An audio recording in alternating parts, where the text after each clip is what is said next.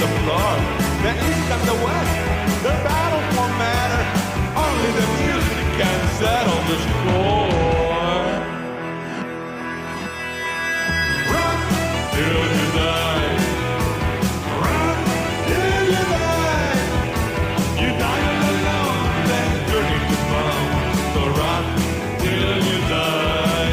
Yeah, bones are ripping my eyes, and when they eat my flesh, but I got the power to win all the hours to rock my life away. The sound of the crowd, the creak of the bones, I play it so loud with my mates so loud. It don't really matter if my world should shatter. I hold it together in honor to stone. Rock till you die. Rock till you die. You die all alone, then turn into bone. So rock till you die.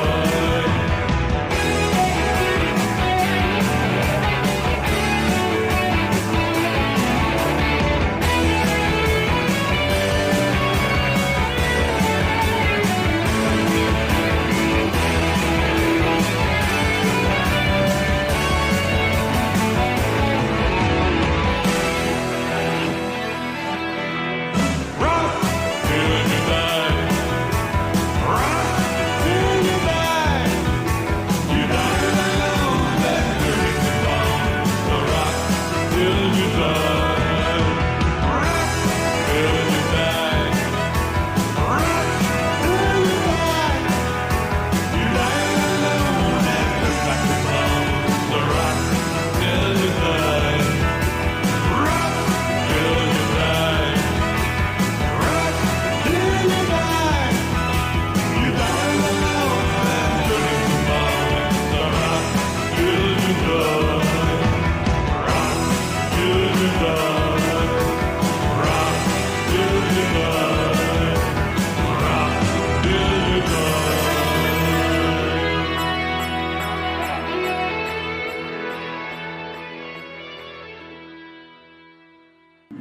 Oh, hi, audience. What's up? It's Greg Sestero here to introduce you to the True Blue Riffcast, where they talk about amazing movies, bad movies, and everything in between. So you're listening to the True Blue Riffcast. Enjoy it. Thank you, Greg. This is the True Blue Riffcast, the #1 RiffTrax podcast in the world. I am Jeremy, and I am joined, as always, by... Hey everybody, I'm Dave, and it's perfect timing because I got exactly to where I needed to be right as the show started. Good job, Dave. Good job. Yes, I know you're all very, very proud of me. Yes. How's it going, Dave? How you doing? Oh, I've been crazy busy the last couple of days. I'm a successful author man now. Yes. As everybody knows. New York Times bestseller. That's what everybody was calling me at the stupid wrestling show. Not the stupid wrestling show. I could call it that because nobody from that show is going to listen to this. But no, I kid. It's dive wrestling in Utah is very, very outstanding. But everyone would be like, "Hey, it's Dave. He's the New York Times bestselling author." And I'm like, "I'm not that successful. Don't call me that." But there's been enough interest in like that to warrant putting up some novels that I took out of print years ago that I wrote in my 20s. So now I got to start thinking about this like a businessman. I got to be like, okay, these are products now. It's like Dave business, everybody. Yeah, one of the things that I am doing. I mean, all three of those books are now available on the Kindle. One of them is in paperback. One's getting distributed, in the process of getting distribution right now. But one of the other things that I'm doing is getting them all audiobooks. Now, Monkey had an audiobook commissioned months ago, so that's been in the works. But I'm getting audiobooks for the other three, and I put up the auditions for them are live. So they're open auditions. And I woke up this morning. I did that yesterday. I woke up this morning, And I didn't know you could get spam auditions from bots for audiobooks. It's just like, so I like, that's like one of the first things. It's like, and I was like Wow. listening through some of the auditions that I got overnight, and one of them is very clearly a text to speech, like it's Yeah, no blatant. thanks. Yeah, it's a blatant text to speech thing. And sorry, I had to step around the corner here. It's a blatant text to speech thing, and it's like they say, sacrifice is sacrificed. Like, I'm like, no, wait, this might be a real lady who just sounds very robotic like, but no, it's just like produce and sacrificed, and one of the words there is Nosferatu, but it's like Nosferatu.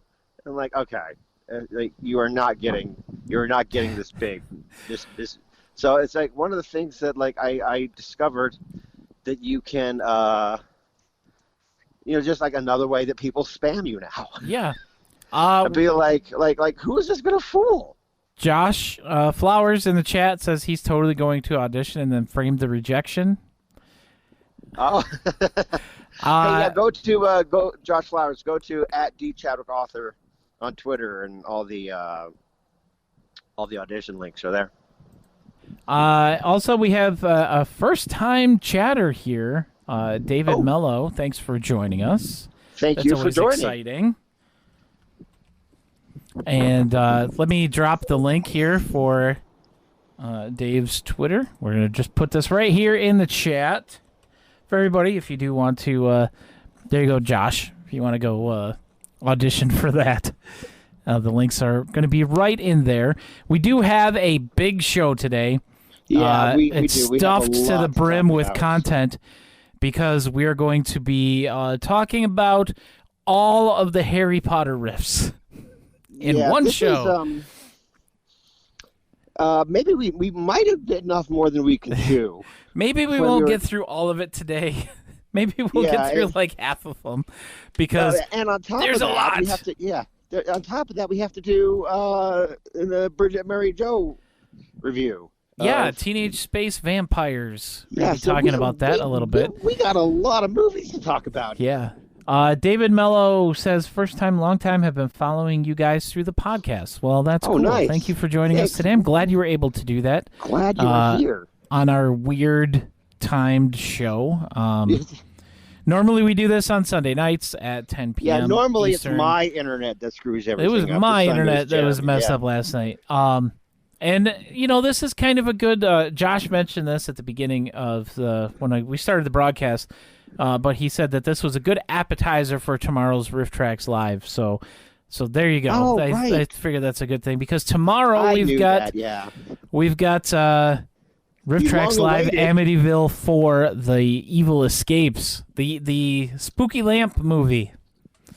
I'm very excited to go see this one. That is the only thing I know about this movie. I know that it's a 4 to a series that's based on like a nonfiction ghost book. I actually started to read the original Amityville horror book, and I decided that these people were all lying. Not because it's obviously not true, but because they are child beaters, and they made this story up to cover up their abuse. So it's very clear. Like when I heard that they went on a rampage and then just beat the hell out of all their own kids, I'm like, okay, I see what's happening here. Yeah, but this movie, who was in this? Was this? I'm trying to remember which famous actress. I have no Was idea. it Patty Duke? Patty Duke? I'm looking it up because I can't remember off the top of my head. I only know her about her from Nick at Night. Yes, same here. And if you can't tell, Dave is outside today. Yeah, sorry about that, guys. I had to step away. I thought I was going to be in a place where I usually come to do the podcast, but I had to step away for just a sec. Let's see. Amityville, the I'm sorry about Evil that, Escapes. guys. Yes, Patty Duke, Nancy Evans in this movie. That's interesting.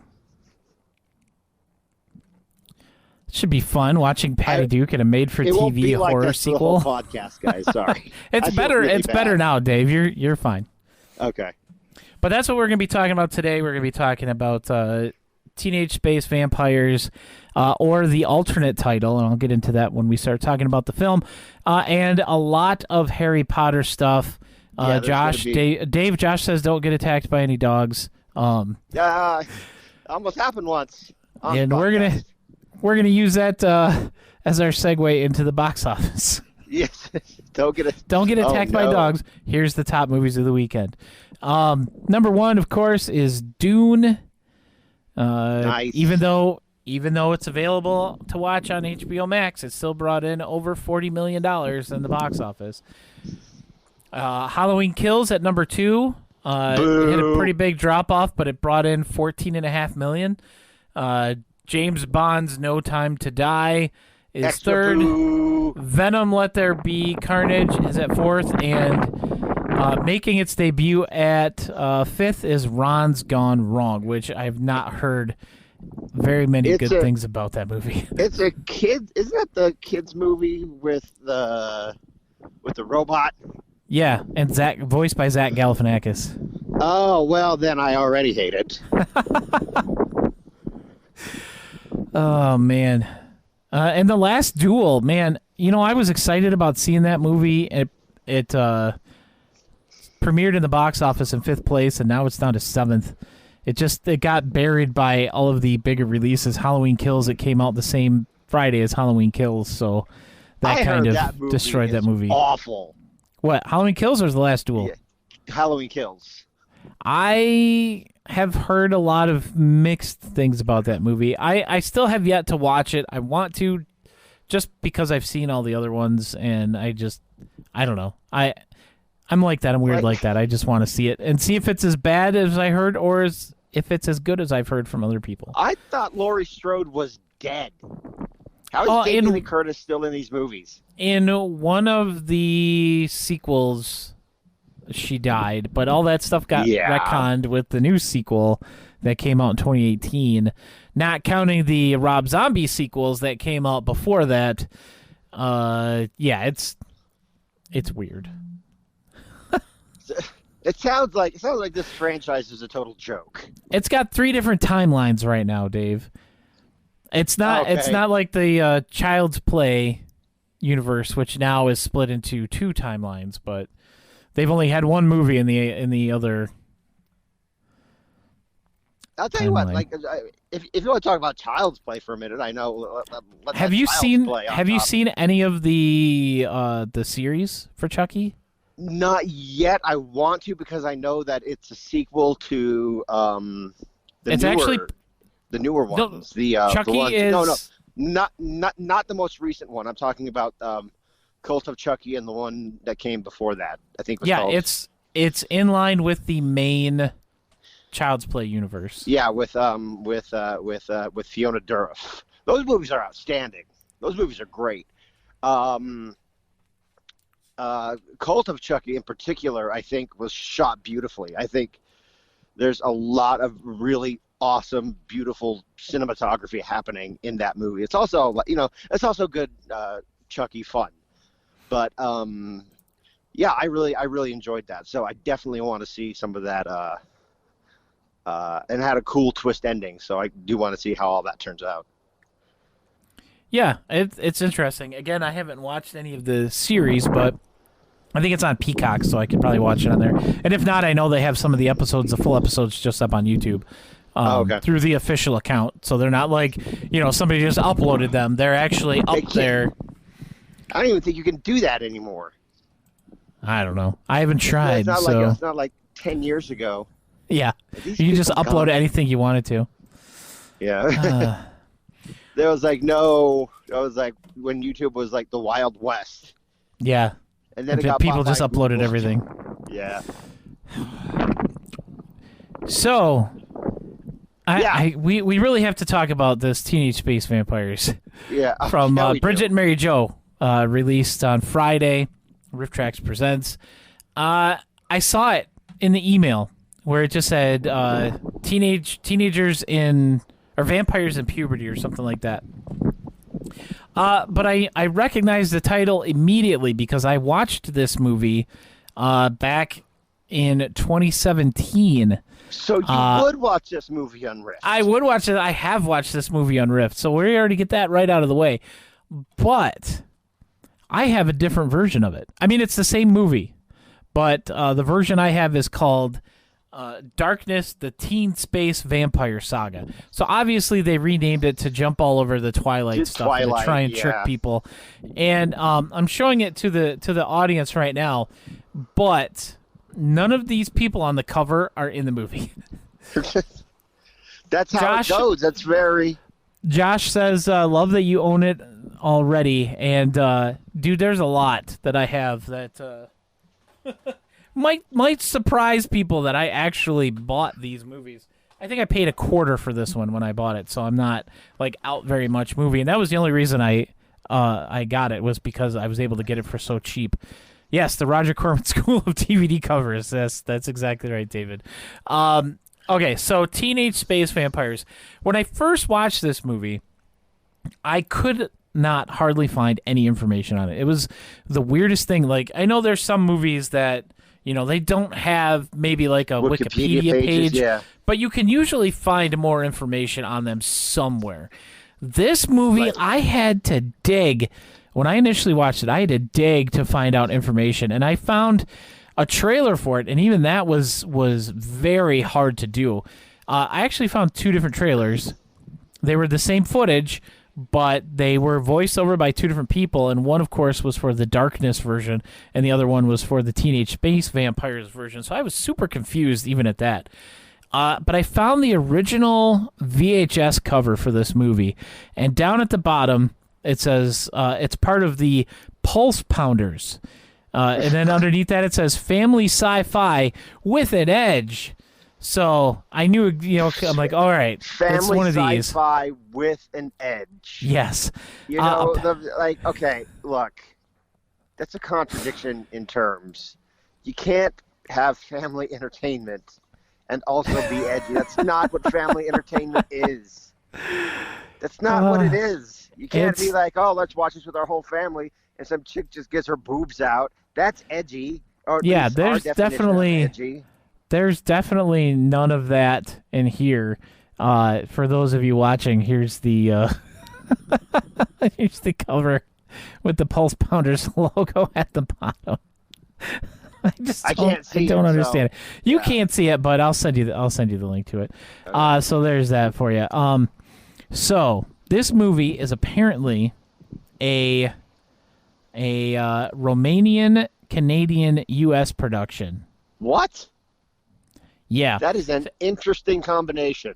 And some of the characters in this movie, the dubbing, we've talked about this before on the podcast, where how the dubbing they'll is just dub terrible, over stuff that they don't really need to dub over, and when they do that, you get this really weird effect.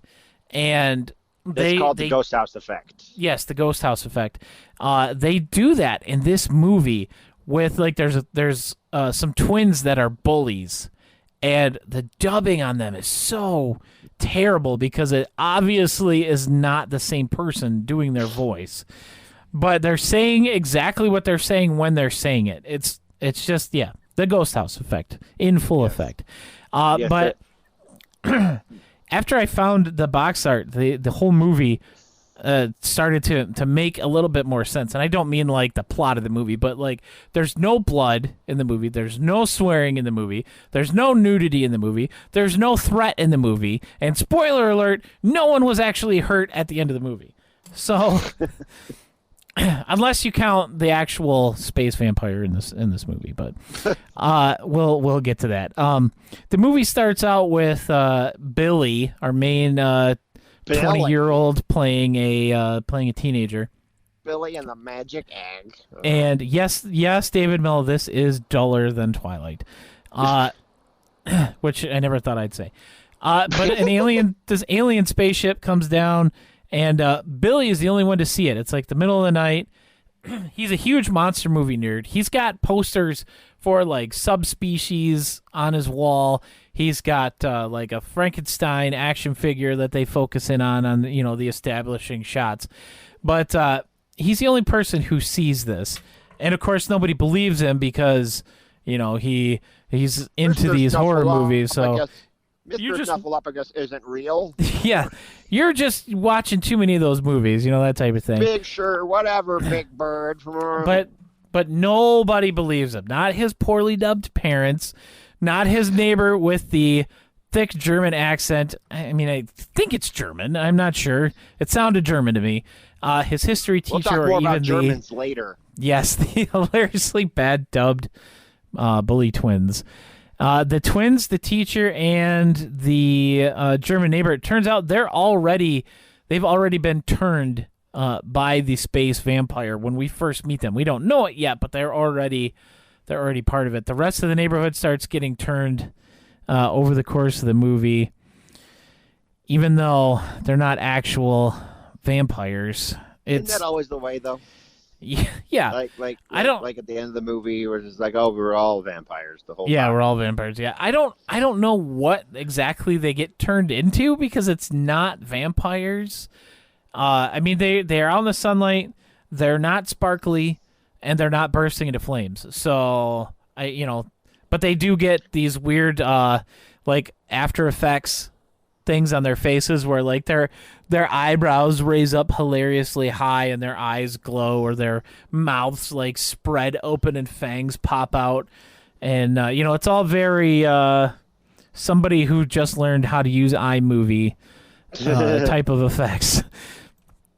But a lot of the movie for some reason takes place at a high school soccer game, which is kind of weird.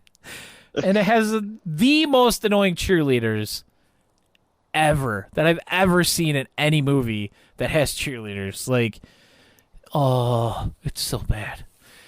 What about the cheerleaders in Lovely but Deadly? They're less annoying than the cheerleaders in this movie.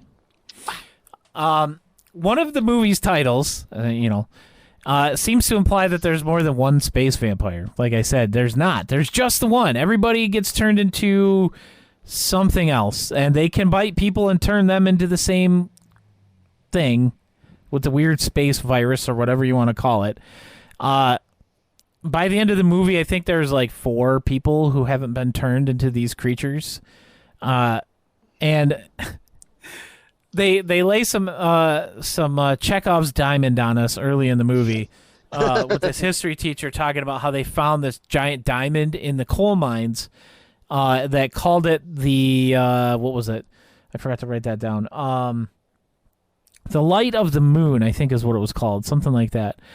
And that's what this space vampire is here to find. Vlathos, the space vampire. Vlathos. And Billy finds it. He gets it away from him, smashes it, and it had all this sunlight and moonlight stored up in it. And that destroyed Vlathos. And then everyone got turned back to normal. Because, this movie thinks that sunlight and moonlight are 2 separate things. Shouldn't they all die? Yes, they should. Vampire. If this was any other type of movie, they would have all died at the end. But remember, this is family sci-fi, Dave. So you can't have actual. Yeah, that would probably be Vlathos dying. That's the edge. They killed the bad guy. Like, woo. But they treat sunlight and moonlight as 2 completely separate things, even though they explain what a lunar eclipse is in the movie. How the sun gets blocked from the moon, and yeah. So that implies knowledge of the sun's light reflecting off the moon, but they still treat it as it's a completely different thing. There was an interesting twist to this, though. Something different. Normally in movies when people get like taken over by the bad guy, like they're mind controlled or whatever, whenever they get fixed, go back to normal, they don't remember anything that happened. Yeah. They have no memory. This one, people have full memory of everything that happened. and they just Time to like go to counseling. no, they're just like, all right, we're good. Nobody gets like freaked out about what happened. They're just all seem fine with it. It's a nice, safe, sanitary ending for a nice, safe, sanitary movie. And the riff, Bridget and Mary Joe. Well, they're outstanding again, as always. They do a great job at this, and we haven't talked about a RiffTrax Presents in a while, so I'm gonna get out there the same message that I always do. A lot of people still They skip these over, yeah. they skip these because it's not Mike, Kevin, and Bill. Same with the ones by Ian and Matthew J. and the ones from Cole and Janet, and just because it's not Mike, Kevin, and Bill. Mm-hmm. And if you're still doing that, guys, you're missing out, especially with this movie. Oh my gosh. Honestly, this and not just because I already was familiar with the movie, like with Light Blast, because that one I was, pining for. We were trying to get that made. This one, I never expected to see it. I never tried to get them to do it or anything like that. Never suggested it, And Never went to this is ideas.rifftrax.com. no, not for this movie. But I'm very glad they did it, and it's one of my favorite recent releases from Bridget and Mary Joe. Like, I absolutely love it. David in the chat says, this is why the Hallmark Channel shouldn't do horror films. They'd be cheesier than their Christmas ones. The Hallmark Channel. Well, no, if it was not the Hallmark Channel. Didn't they do but The Good Witch or something, or maybe that was Lifetime? I don't know. I don't know. Lifetime. There was a whole movies series all the about time. There's like women getting kidnapped and All kinds of words bad I'm not things. supposed to say on Twitch. Yes, lots of Bridget Mary Joe riffs this year, Josh. But yeah, this is a great riff, guys. And if you don't buy these things simply because of Bridget and Mary Joe, this one I would heavily implore you to reconsider. But yeah, this is great. Yes, Josh says if you're skipping on a RiffTrax, you're missing out. Wholeheartedly definitely. agree with that because Matthew J is a good friend to the podcast, and their stuff is good. And he usually contributes a lot to the Bridget Mary Joe ones. He writes for them also, and I'm sure he wrote some stuff for this, and because he has been doing a lot of that over this past year. But that's Teenage Space Vampires. It's a kids movie. It's a kids movie. It's literally a kids movie. And we'll use that to transition into another kids movie. Very long conversation about Harry Potter. Definitely very long conversation. We'll see how long. I'm looking at my notes here, and I've got about 2 pages just of riffs just from the first 6 movies. Yeah. Okay. So when I just offhandedly on the last podcast said, "Screw it, let's talk about the Harry Potter movies." Yeah, whatever. I knew that there were 8 movies, but then I started thinking about it. Like, we're gonna have to talk about 8 Harry Potter movies, so we'll see how long our stamina holds out. I'm gonna put that out there as kind of like a button that we can push that be like a part 2 question mark button. The end. Yeah. So this might be a 2-parter because I don't know if we want to be here for we've done podcasts that last 2 hours, and by the end of it, we're both completely beat. Yeah, it's pretty slap happy. So we'll see how far we can go.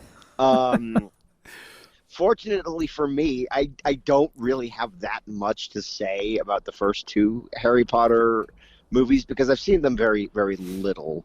Because when Harry Potter, even with the RiffTrax, I only really got into in quotes Harry Potter because of RiffTrax. Yeah.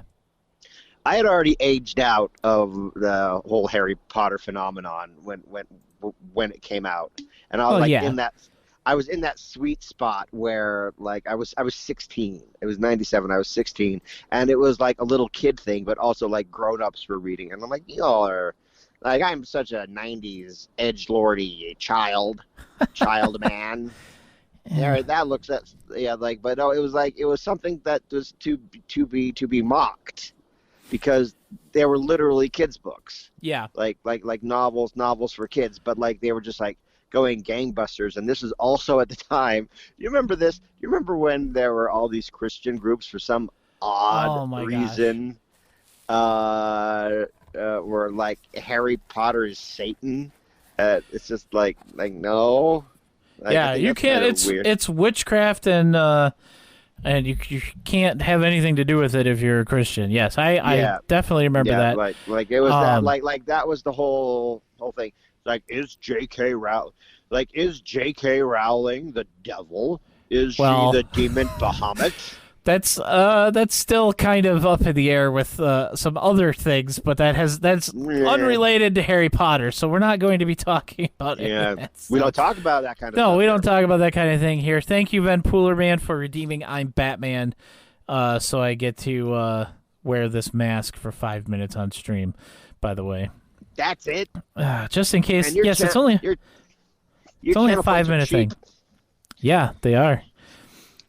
But yeah, that's the first Harry Potter movie. I remember when that came out, everybody was just like there were people literally calling it the Wizard of Oz for a new generation. Ugh. That was like the main review that they were using for the commercials for that. The Wizard of Oz for a new generation. It's like, no, that's not what this is at all, guys. This is something completely different. I will say this about the first two Harry Potter movies. I didn't see them until after I had already seen the first Harry Potter movies. I saw was the third Harry Potter movie, and I saw it with a date on a girl who I would eventually get engaged and broken up with from. So happy memories. Oh, great. Yes, yeah, it's great. So that was the first. So they were already like.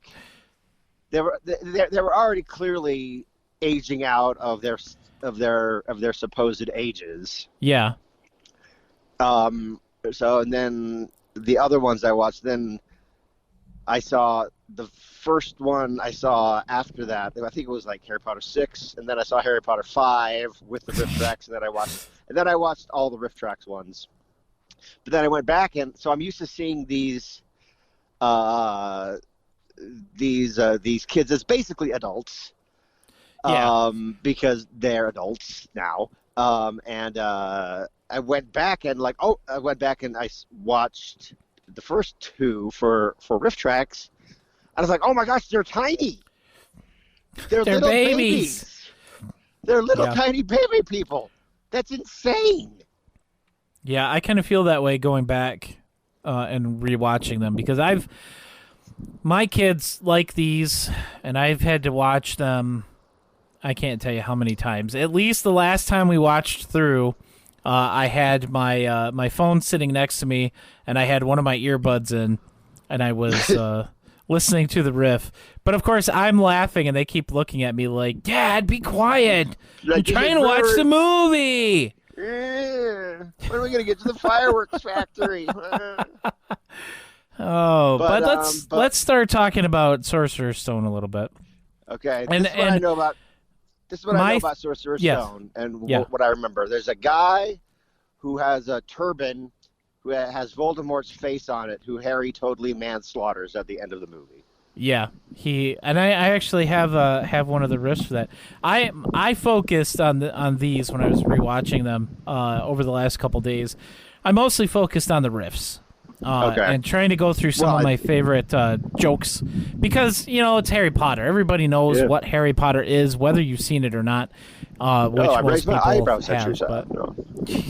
have. But some of my favorite jokes right at the beginning, when they're showing like the flashback or whatever, them dropping off baby Potter on the doorstep of the Dursleys. There's a cat. And the riff for the cat is "I Can Haz Wizard," and the other two, Kevin and Bill, are just like, wow. And I just really like that. That's actually going to be the title of this episode, by the way. I Can Haz Wizard. Yes. The original meme. Yes, the original meme. The original cat meme. I can. Have a And then cheeseburger. they set the baby down on the doorstep, and they say, hey, when they get back from vacation next month, they'll find him right here. I remember I remember when because I didn't get quote unquote into Harry Potter until RiffTrax. I posted on Facebook once and it was slapped down almost immediately at it's like why does Harry keep going back to these people who obviously hate him? Why for the first three movies. Yeah, why does he keep going back to the Dursleys? Why doesn't he just go back to the Weasley's house? Or why did he stay at Hogwarts or something? Why is he going back with these people? And they'll be like, well, the spell, blah, blah, blah, blah, blah, blah, blah. Yeah. To try to, retcon away this huge flaw in logic. Where, let me ask you something, Harry. Would you want to go live with a bunch of people who hate you for no reason? Or would you want to go live with your best friend and who has a sister who is totally hot for you? Yeah, that's an easy answer. Obviously, you don't stay with the people. Cast or something. Yeah. That's how I feel about that. He has to be with family. He has to. Yeah. It's ironly clad logic. Why did those wizards? Why did Dumbledore won? Why did Dumbledore won and the old lady from Hook? Why'd they even leave him there? If they're just going to come back later and get him. Why did they just keep him? I don't understand it. Like you said, it's very flawed logic, and it's very hand-wavy, the way that they try and explain it. Harry Potter, the movie has to happen. Yes. When they first get to Hogwarts and they get the feast, and it just kind of appears there, and everybody's super excited. I love the line here. It's wow, chicken wings and corn. It's as magical as Boston Market. Love that one. Is Boston Market even still a thing? I don't know if they are. I know they still have I haven't seen them in a long frozen time. entrees that you can buy, but I don't know if they're still a restaurant chain. Yeah, I have no idea. And then when they first meet the three-headed dog, I don't remember the Fluffy or whatever. Who's I a think it's good Fluffy. boy? Yeah. The line is with sausages. Did someone say sausages? Sausages? What? Sausages? Like all three of the guys are doing it because there's three heads for the dog, and they're all very alert. And I don't know. I love it whenever they do a sausages riff, because it just, I don't know. There's something about the sausages commercials that stuck in my head for all these years. Thing. Yeah, it could be. I think Mike really likes to write about sausages. But I know they did it in the last Slumber Party. They did the sausages line in there, and yeah, I love the. But my favorite riff from Sorcerer's Stone, is when they're at the end. It's the final showdown between the guy with the little turban on his head, Turban and he Man, yeah, unwraps it, and it's Voldemort there, and Harry touches the guy, and he starts crumbling, he just touches the guy. Totally manslaughters the guy, and he just crumbles. And Mike and Bill, they're was there an X-Man who could do that? Noxzemo? And Bill goes, Cerebro, Noxzemo, Cerebro. And then Kevin goes, Magneto. And Mike and Bill are just no, that's our joke, not for Kevin. They did that. I think they did that in Avengers as well. It's so good. That's one of my favorite callbacks, is the whole Magneto Cerebro thing. So Cerebro. It's one of my all-time favorite callbacks for RiffTrax. Because fun fact, X-Men is the first one that Bill Corbett was brought into RiffTrax for. Believe it or not, there was a time in RiffTrax when when Kevin and Bill were just special guests with Mike. Yeah, I'm so glad that they're all together doing it. Yeah. And that they've redone some of the Mike only riffs with all three of Yeah. them, like Roadhouse. Oh, I love the three riffer version of that movie. The three riffer version of Roadhouse is one of the best things. Yes. But anyway, Harry Potter, movie 2, in the intro, I think Mike says that this is probably the most British thing we've ever seen here on RiffTrax. Yes. What's What's the second one? Chamber of Secrets. That's right. Yeah, the Chamber of Secrets, the one with the big snake. Yeah. And there's a riddle man who, like, he's a ghost or something that Harry. Yeah, just, doesn't he have follows like through. the diary? Yeah, Like but, his diary. Like, yeah. be like a Tom Riddle. It's a very I don't want to say tired, but like it's the anagram for I am Lord Voldemort. Yeah. Is to be Tom Riddle. It's a stretch. This is the movie where they introduce the idea of mudbloods, and they kind of carry that through the riff. Like they just call Hermione Muddy a lot, and this is also the one where Ron is puking out the slugs, and so they call him like slug mouth or something like that, and because it's or slug the breath slurs. Yeah, it's like where the wizards have like that's an ongoing thing with RiffTrax and Harry Potter. It's just like how many slurs the wizards use. Yeah. There's a part in there where Neville, I think it's on their Defense Against the Dark Arts guy or whatever, but Neville gets like pulled up and he's hanging from a chandelier. And this is pretty decently into the film at this point. And then he goes, "Why is it always me?" And then Mike very angrily goes, "Biddly boinkty boink boing. Now can we please have a story?" Yes. I love that. I love that riff.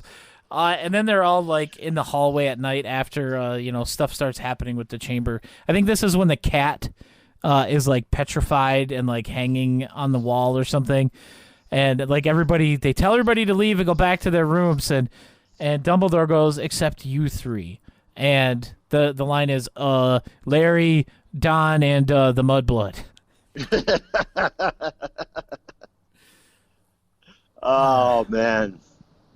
That's not even my favorite riff of this though. There's all right, I typed this whole thing out. I had to rewatch this part so many times. This is when they were going through gonna go through the woods to get to the spider thing. Yes. And okay, there's keep in mind this movie has a giant spider and a giant snake. Yes. Okay, so this is the thing. This is bad. They're going to follow them back to Shelob, mother of all spiders. So they better employ the elvish cloaks again, the one from Lorien. If not, they'll get eaten alive before they reach Mount Doom, and Emperor Palpatine will triumph. Well, unless the Enterprise reaches them in time, and the Sandman is defeated by Optimus Prime. And Kevin's like, "You might need a riffing vacation, Mike." And Mike goes, "Ha!" Says the guy who looks like Randy Bachman. And then Bill's like, "Hey, Mike, you're riffing. Kevin, stop it." Oh, God, you're right. I'm so sorry. And Kevin's like, "It's okay, man." And Bill's like, "Yeah, it happens to the best of us." And then Mike's like, "Yeah, but does it ever happen to you?" And Kevin's like, "Mike, snap out of it. We've got spiders to watch. Stop riffing us."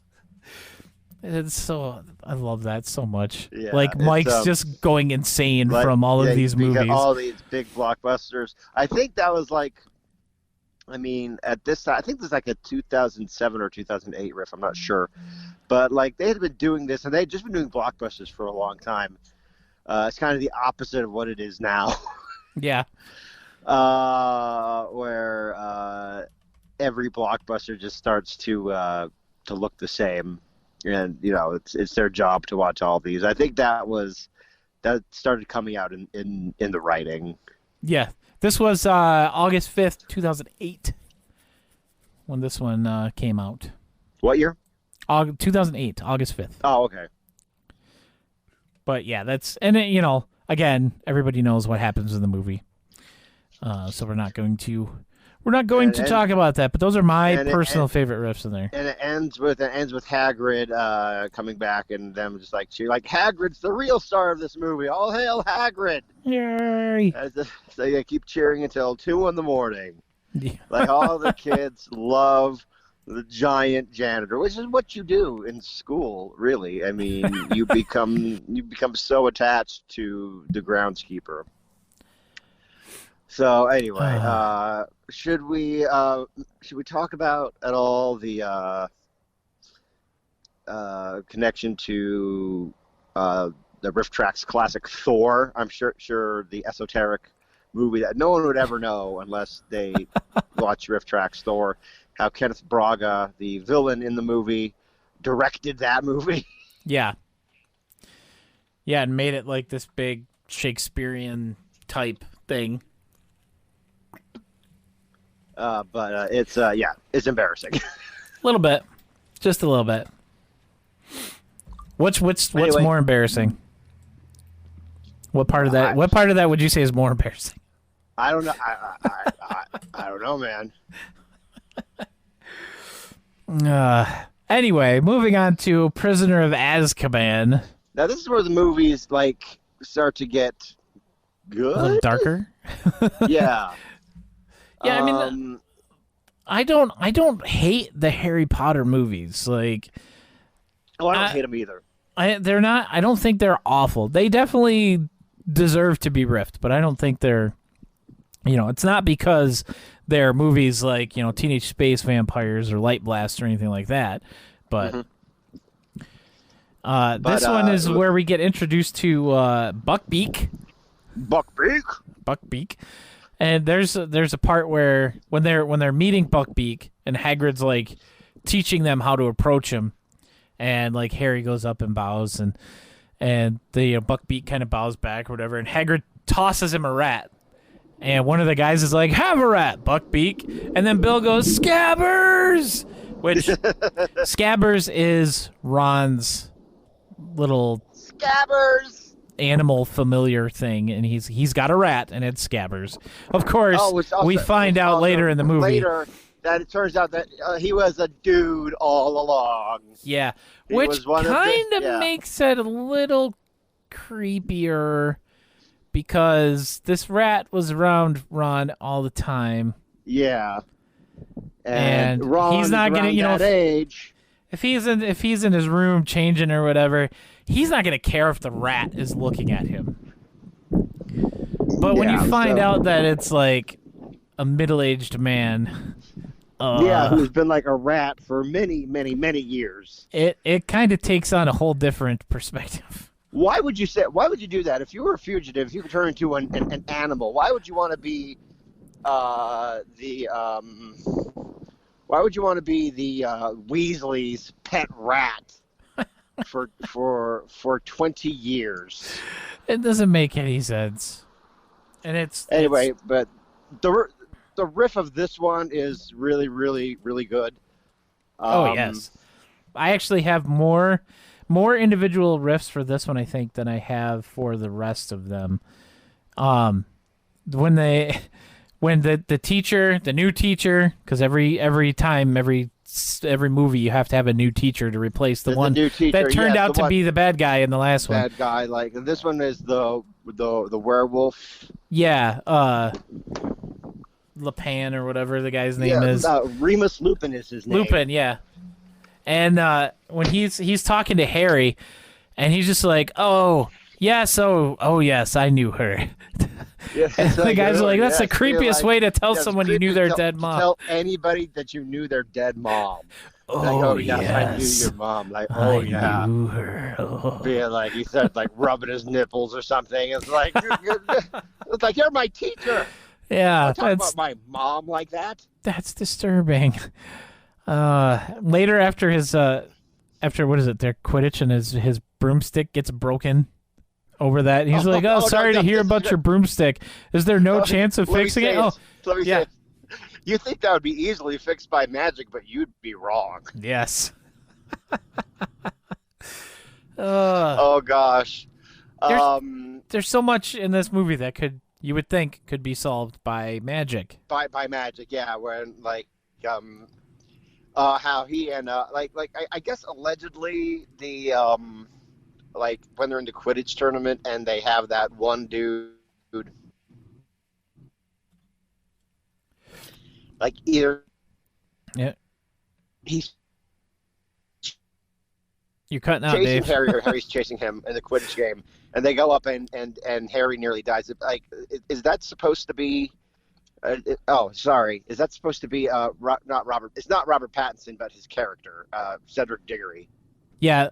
Well, is he in this one? Hello? Or does he not show up till the second one, or till the next one, Goblet of Fire? I don't remember if he's in Prisoner of Azkaban. No. That's the second one. No, he said, but I think that like. No, but I think there's lore that is supposed to be Cedric, but he's not played by Robert Pattinson in this movie. They cast Robert Pattinson to be Cedric Diggory for the next movie. Yeah. But I'm not sure. But anyway, it's the whole Quidditch thing. It's be like they called off the gauge when Harry almost died. Yeah. Ends up in the hospital, and like they called off the game when Professor McGonagall made a plea for basic human decency. Children are never endangered at Hogwarts. No, it's the safest place in the world. There's when I don't remember. Oh, Harry's like sneaking around at night, and Snape finds him, and he's just like Harry's like, my dad didn't strut, and Kevin goes, neither did he pout nor put it out, and I love that one. Neither did he pout or he did not pout nor put it out. But anyway, so I don't think it's until movie 4 when I think my favorite Harry Potter riff is like either 4 or 5. 4's got some really, really strong riffs in it, because this is the one where things get dark and they start killing people off, and Robert Pattinson shows up, and by this time they're already like eyeball deep into Twilight. So yeah, there's one more in Prisoner of Azkaban that I loved, and it's when they're using the time turner Twilight thing. Crossover jokes about Yes, there's a lot of those in Goblet of Fire. But Hermione comes up to Harry, and she's like, what were you doing at 7:30? And he's like, I don't know, going to Hagrid's. And then the riff is, I certainly wasn't masturbating, if that's what you're implying. Because he's a teenage boy, and that's what they do. That's the joke. Oh man. Teenage boy, yes. So yeah, masturbation joke. Yeah. Yes. We're itching to get into Goblet of Fire, so let's go to Goblet of Fire because you have any other ones from 3?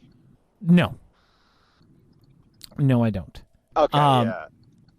But Goblet of Fire, when Robert Pattinson first shows up, I'm kind of skipping ahead in the movie a little bit because we want to talk about this. But when he first shows up as Cedric, the joke is undead, and then Bill goes, quick, fall in love with it, Like, no, it's like be all broody and codependent. So anytime Robert Pattinson shows up, it's always about Twilight. It's always about Twilight. Because what would you expect? Which is just delightful. Yes, I would expect nothing else, and I would have been disappointed if they didn't do that at this point when they riffed this movie. At the very beginning of the movie, we see Voldemort, and he kills a dude with that spell. And as soon as he does it, a tea kettle starts whistling, and Kevin's like, your dramatically timed tea is ready. You always bugs me about that scene, and like the return of Voldemort in particular, is that it's never explained how he became a baby. Like, how and when did that happen? I don't remember if they talk about it in the books or not. They don't. He's suddenly somehow rat guy, just like suddenly has like this noseless snake fetus. Noseless snake fetus. Words I bet you never thought you'd hear today. Noseless snake fetus. Yeah, noseless snake fetus. Yes, so they trick Harry and Edward to come to to come to the graveyard by competing in. See, like it's very convoluted because the whole thing is set up where Harry was. He's not old enough to be in the Goblet of Fire. To be in the he's not old enough to be in the tournament. So they have to like manipulate the Goblet of Fire to be like, oh, he was pulled out from a different school. There's a whole big explanation for it in the book they don't address. Yeah. We really don't need it. I mean, for all the things that like aren't explained in Harry Potter, I can say like magic gone wrong. Boo. Yeah, that's the explanation. That's all you need right there. Anyway, but like so, it's. The long con is to get Harry to win the tournament so he can touch the Tri-Wizard trophy, which is a port key, which they set up earlier in the book and movie as a boot that takes them to the World Cup. It's a port key. Yeah, it's a trap. Like, well, why did we have to go through all that? Why did you send someone to somebody to grab him? Yeah. I mean, Hogwarts is full of people who are loyal to Voldemort. Have Snape just grab the dude. Bring him to wherever you need to go. Why? Yeah, they touch the I don't thing. Get it. Cedric touches it first and gets like warped to the graveyard, and he's dead when Harry shows up. Be like, we have to do it together. He's dead. He's dead. He's so already, much for Robert Pattinson. When the games first start, they set off a cannon to signify the start of the first game. I love this. This is one of my favorite riffs ever. The cannon goes off, and they're just like, "Oh, the cannonball killed 4 students." And Mike says, "Well, what house were they in?" Ravenclaw. Yeah, throw a tarp over them. Nobody cares. Throw a tarp over them. I love that. What I think that's one of my favorite Harry Potter riffs of all time. Yeah. One of the other great riffs that I used to post to Facebook all the time way back in the day was at the end when what's his name, Dumbledore 2 is like all distressed about Cedric Diggory dying and Voldemort being back, and they're doing like they're in like the Great Hall or like the Great Hall of Evil or whatever it is there, and it's being like Cedric Diggory was a great student, and you all the line was, and you all deserve to know how he died. And Kevin says, well, let's see, he was zapped by a fat buck-toothed man holding an evil baby. Let's see. He was zapped by a fat buck-toothed man holding an evil baby. It's like, oh my gosh, I get so happy thinking about it. There's a section in this movie that makes me so uncomfortable, and it's when Harry Potter and Ron shame Hermione because she dares go on a date with the guy from the Russian school. Yeah, with the painting from Ghostbusters 2. Evo something. Fun fact. Even know if that jokes make sense. Yeah. Fun fact: did you know that wasn't actually even a painting? It was a photograph. Oh wow! Really? Yeah. That was a terrible movie. Fun fact: Ghostbusters 2 is awful. Oh man, I love it when we just kind of go off track like that. Yeah, we just completely just crap all over unrelated. Other movies. Just crap all over Ghostbusters. What other random movies that have nothing to do with what we're talking about can we just crap on? What about? I mean, I bring up Follow That Bird a lot for some reason, but I like that movie. Even though I like seen it in Follow 30 That years. Bird. I have that on DVD still. Yeah. My wife tried to get rid of it, and I'm like, no. No. You're not getting rid of Follow That Bird. That was when Sesame Street was good. It's like The Yes. Simpsons. The early seasons were the best. Do you have anything else of note to say about Harry Potter 4? No. Other than this was overall, I think this is my favorite riff.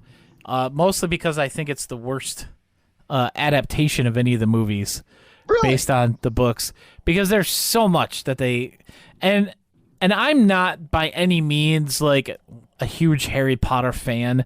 You're I not read that the guy? books just because I thought they were interesting. What house you're in? You know what house you're in? I With don't. scarves and- Do you know what house and you're in, that- Dave? Because I never.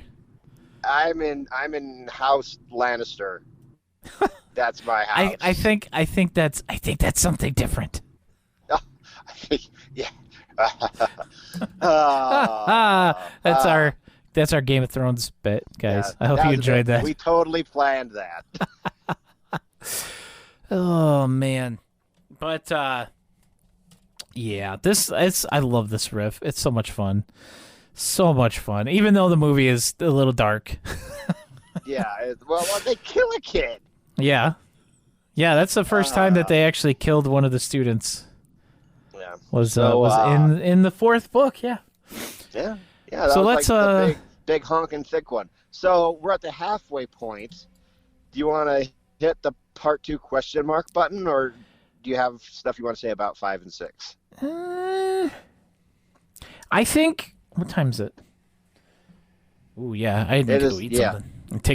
I gotta go eat and take my meds. So I think we're gonna hit the question mark button on this one. Yeah, bam. We're hitting it. We'll come back next week with Harry Potter Part 2. Well, next week we're not gonna have a show Oh, because well, next Sunday is Halloween. This is so what I get for missing meetings. I will be busy all evening with that. You know, I got kids, so I got stuff I got to do on Halloween. So we will not be having a show next week. I'll run a couple reruns. I'll set it up so that we rerun a couple shows. Probably this one and our Haunted Ween special episode before it or after it or whatever. I don't know. We'll run a few episodes. Yeah. Don't start that again. Okay, But so next time after that, so probably the first one in November. yeah. Okay, And then we'll do Harry Potter Part 4, 5, 6, 7, and 8. And we'll 5, 6, probably 7, talk 8, yeah. about Amityville. RiffTrax Live, yeah. Yeah, RiffTrax Live. We'll be talking about that.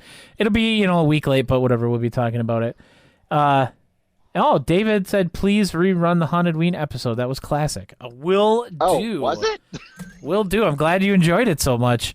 That was a special thing for us, and I felt honored to talk about the movie.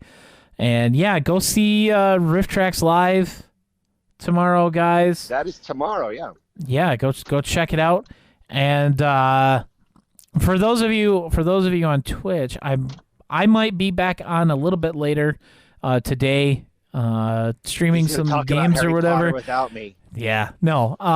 And if not, I will be back on tomorrow, and maybe we'll play the custom RiffTrax Quiplash 3 game that I designed along with Matthew J. Elliott, because I just think that would be a whole heck of a lot of fun, and to play with a bunch of other RiffTrax fans.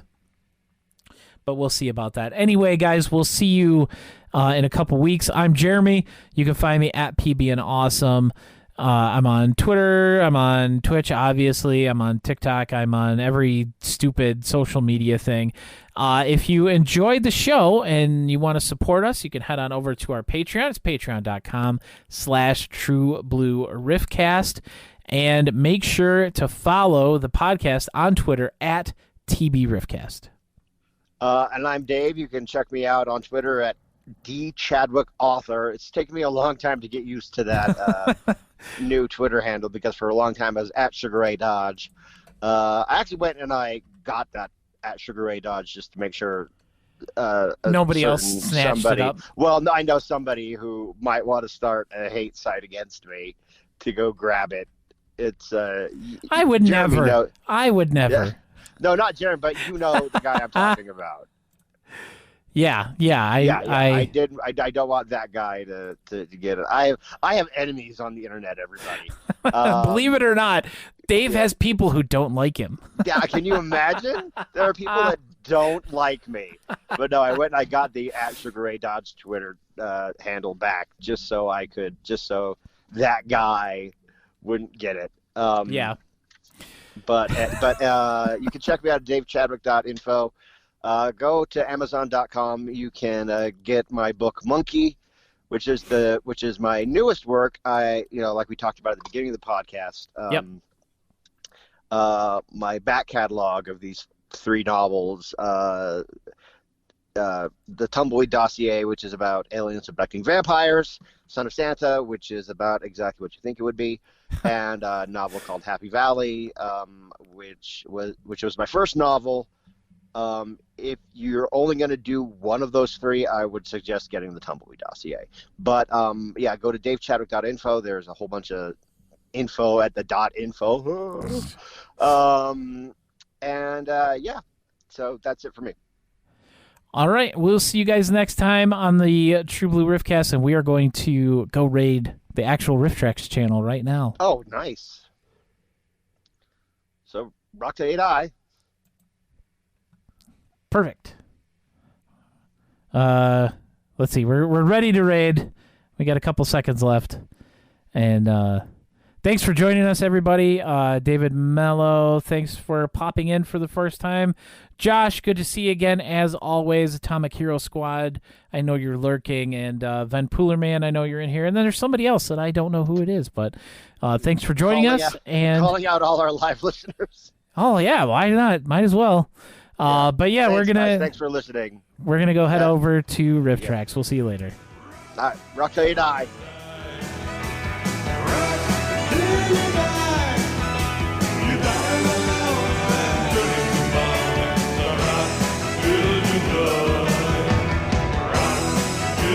die.